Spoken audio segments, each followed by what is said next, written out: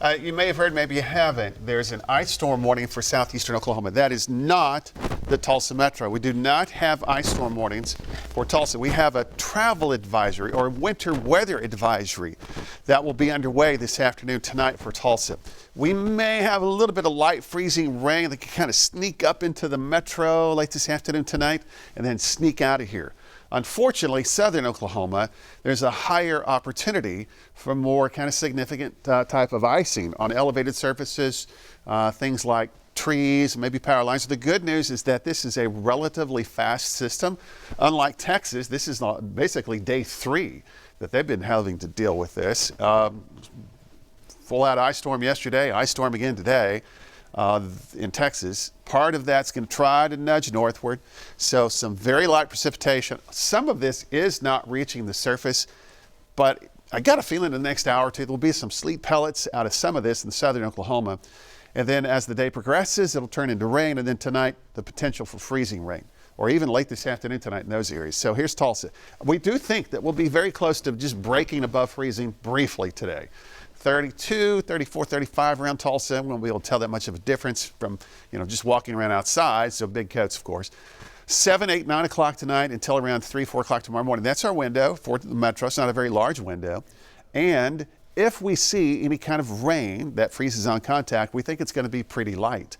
So that would constitute at least the mention here for a travel advisory. So that's what we have. Tulsa, Pryor, Jay, Grove, Tahlequah, that's a travel advisory.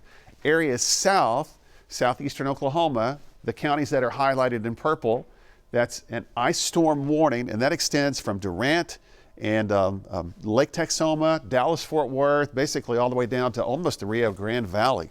So our main roadways are fine right now. The sleet-covered secondary roadways are still problematic.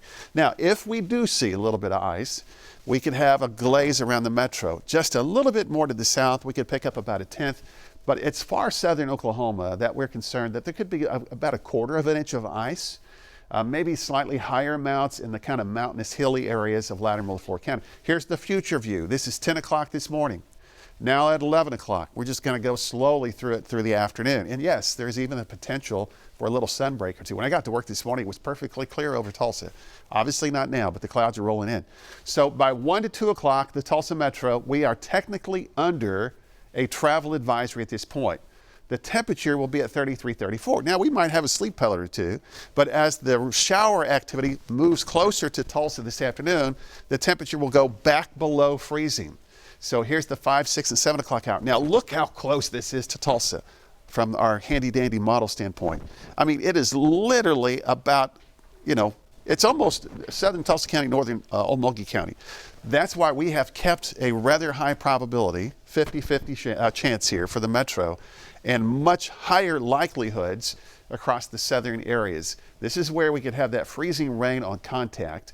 And then by early tomorrow morning, some leftovers will be in the upper 20s. And then the temperatures start to respond. There still may be some showers in southern Oklahoma. This is tomorrow afternoon.